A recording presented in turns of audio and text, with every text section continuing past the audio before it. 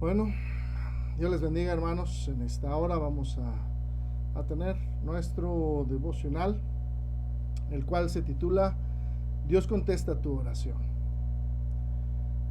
Sinceramente, ¿cuántas veces has sentido que Dios no contesta tu oración? Creo que en muchas ocasiones lo hemos llegado a pensar y normalmente no pedimos una o dos veces. Hay ocasiones que hemos estado pidiendo tal vez por largo tiempo.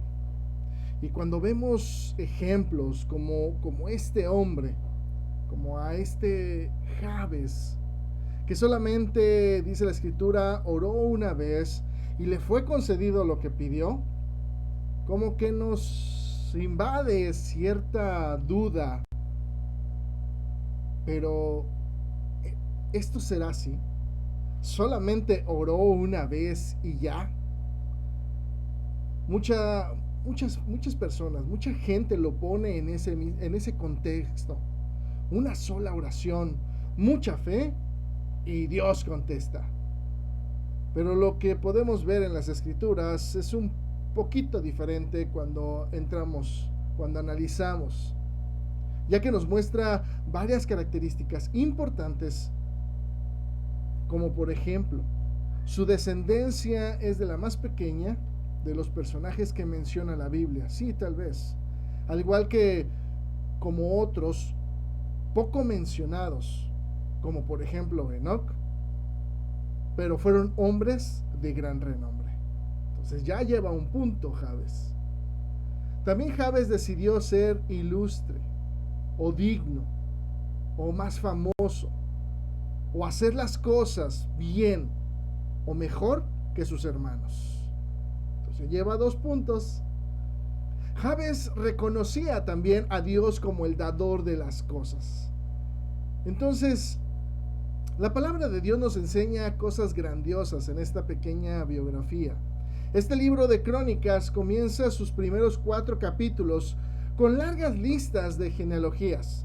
Pero de pronto, al llegar ahí en el capítulo 4, en el verso 9, parece como que el escritor se detiene un poco para narrarnos esta breve pero importantísima historia de un hombre que confió plenamente en Dios.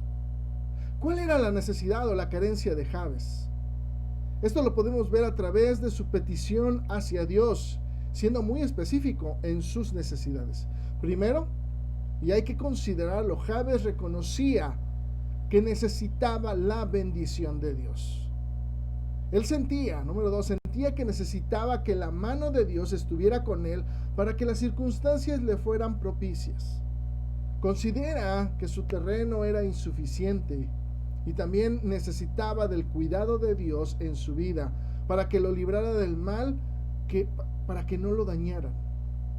Con todo esto yo preguntaría, ¿cuántas veces has sentido que nos hacen falta las bendiciones de Dios? Sentimos que estamos solos, sentimos que las cosas no nos salen bien. Y esta situación nos hace sentirnos tristes, frustrados, cansados y hasta decepcionados. En algunas otras ocasiones no sentimos que la mano de Dios esté con nosotros. Y entonces nos sentimos inseguros. Tememos que algo malo nos pueda suceder tanto a nosotros como a nuestros seres queridos. Tenemos a veces miedo que alguien o algo pueda dañar. Y todo esto por no sentir la protección de Dios. ¿Cuántas veces has tenido algún deseo espiritual o, por qué no decirlo, también material, y necesitamos que Dios ensanche nuestro territorio? Muchas de las veces necesitamos que Dios bendiga también nuestra economía familiar para alimentar bien a nuestra familia, a darles tal vez algún estudio, vestido, un buen hogar y, por qué no, también hasta algún momento de paseo familiar, de recreación. Es muy probable que Jabes también sintiera algo muy similar a esto. Quizá Jabes era el más opacado de entre sus hermanos. Quizá también era el más pobre, con menos territorio que los demás. Y sentía que la bendición no estaba con él.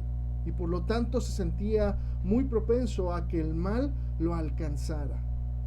Pero cuando Jabes oró, cuando Jabes fue a Dios, hubo un cambio asombroso y maravilloso en su vida. Dios cambió radicalmente a toda la situación de Jabes.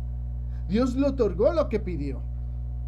Es de suponerse que Jabes, como israelita, pues conociera perfectamente la historia de su pueblo, conociera de cómo Dios había librado de la esclavitud de Egipto a su pueblo, y sabía que también pues Dios había obrado todas aquellas señales y milagros que Dios hizo en Egipto y a través del desierto, así como también en la tierra de Canaán, y cómo Dios cumplió su promesa de darle como herencia la tierra que les había prometido.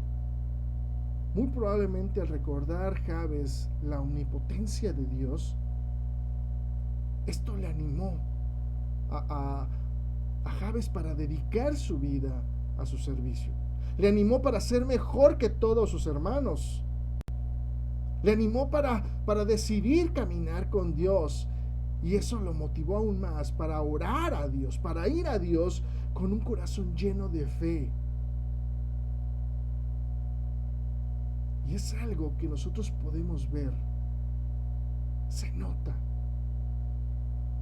Dios avaló su decisión. Dios confirmó. Le puso su palomita. Tanto que lo bendijo abundantemente. Y así cambió totalmente su situación personal. Ahora, ¿en dónde estuvo la clave para que Dios obrara de tal manera en la vida de Jabes para escucharlo y acceder a sus peticiones? La palabra de nuestro Dios nos enseña 5 elementos fundamentales para que Dios escuche nuestras oraciones. Por lo que debemos de tomar en cuenta estos 5 consejos, los cuales no son de alguien importante, algún buen escritor, político, ni siquiera de un ángel, es de la palabra de nuestro Dios. Por lo que ¿quieres que Dios te escuche? Atiende estos 5 consejos que la Escritura te muestra. Primero, acerquémonos a Dios con un corazón limpio de pecado.